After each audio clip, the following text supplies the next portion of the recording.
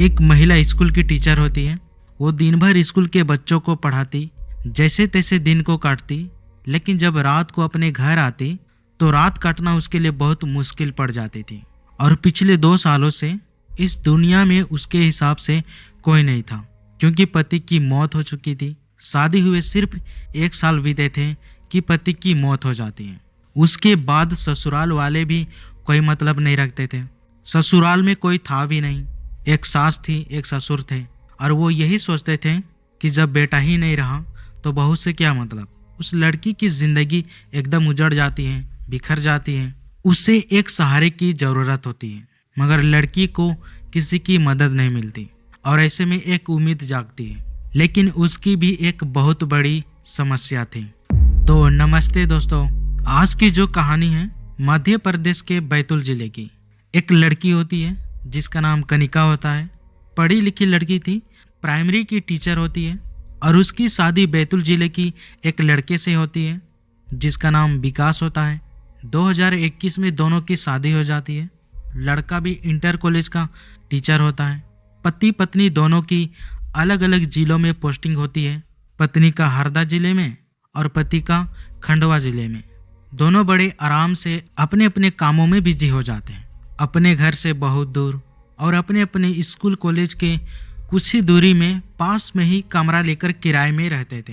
हफ्ते भर पढ़ाते थे, और जब शनिवार को, जब संडे की छुट्टी होती थी, अपने स्कूल से डायरेक्ट अपने पत्नी के पास आ जाता था, उसके कमरे पर। उसके बाद दोनों अगले दिन बहुत ही खूबसूरत तरीके से बिताते हैं। हर संडे को घूमने टहलने निकल जाते थे। जिंदगी बहुत आराम से अच्छे से गुजर रही थी। फिर मंडे से अपने अपने काम पर लग जाते थे। तो इस तरह बहुत शानदार जिंदगी चल रही थी। और फिर अचानक ऐसे दिन आ जाते हैं जब विकास एक दिन अपनी पत्नी से मिलने के लिए हरदा जिले आता है।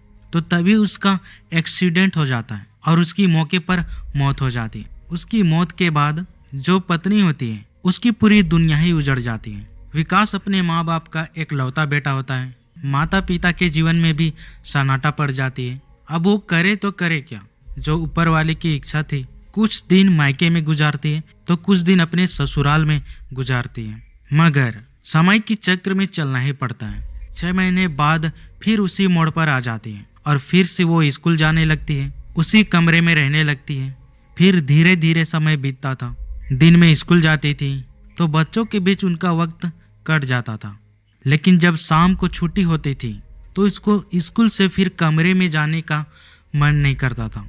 पर वो करती क्या, इसलिए कमरे में जाना पड़ता था। और ऐसे ही दिन गुजरता चला गया। कई महीने बीत जाते हैं। ऐसे करते करते 5-6 महीने और बीत जाते हैं। तो विकास की बुआ का एक लड़का था जिसका नाम राहुल होता है। दिल्ली में रहकर एमटेक की पढ़ाई कर रहा था। पढ़ाई कंप्लीट करने के बाद उसकी नौकरी लग जाती है।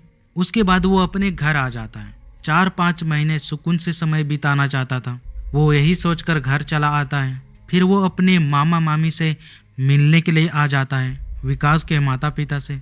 जैसे ही मामा मामी राहुल को देखते हैं वो रोने लगते हैं, तो उसके भी आंखें नम हो जाती हैं।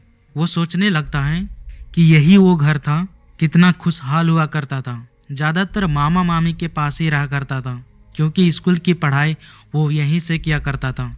उसके बाद जब वो अपने घर चला जाता है फिर कभी कभार आया करता था। और आज उनको रोते हुए देखकर राहुल को बहुत बुरा लग रहा था। फिर उनसे पूछा कि भाभी कहाँ है, तो उन लोगों ने कहा कि वो अपने स्कूल के बगल में ही रहती है, किराए के कमरे में। राहुल को ये बात पता होता है और उसने पूछा कि क्या भाभी घर पर आती है, और उनका कहना था कि वो नहीं आती। इसलिए विकास के माता पिता ने, क्योंकि विकास के माता पिता ने ही उसे घर पर आने के लिए मना कर रखा था, क्योंकि जब बहू घर आती थी सबका दुख और बढ़ जाता था, इसलिए उन्होंने मना कर रखा था। और जब राहुल ये बात सुनता है तो अपने मामा मामी को विश्वास दिलाकर उनकी इजाज़त लेकर भाभी को किसी तरह मनाकर ले आएगा। राहुल की ये बात सुनकर वो भी खुश हो जाते हैं। इसके बाद यहाँ से लगभग 50-60 किलोमीटर दूर कनिका का स्कूल होता है, हरदा जिला में। जब राहुल वहाँ पहुँचा, वहाँ पहुँचने के बाद उसने रूम देखा नहीं था, तो इसलिए फ़ोन करता है। फ़ोन करके पूछा कि रूम का एड्रेस पूछा। कनिका अपना एड्रेस बता देती है। और राहुल अपने भाभी के रूम पर पहुंच जाता है। रूम पहुंचने के बाद एक दूसरे के हालचाल पूछते हैं।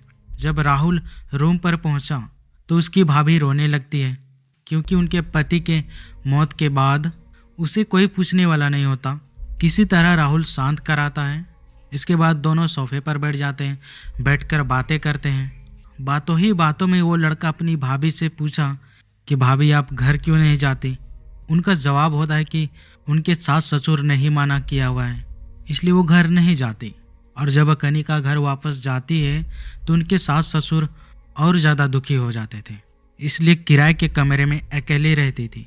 और फिर उसके पढ़ाई लिखाई के बारे में पूछती है।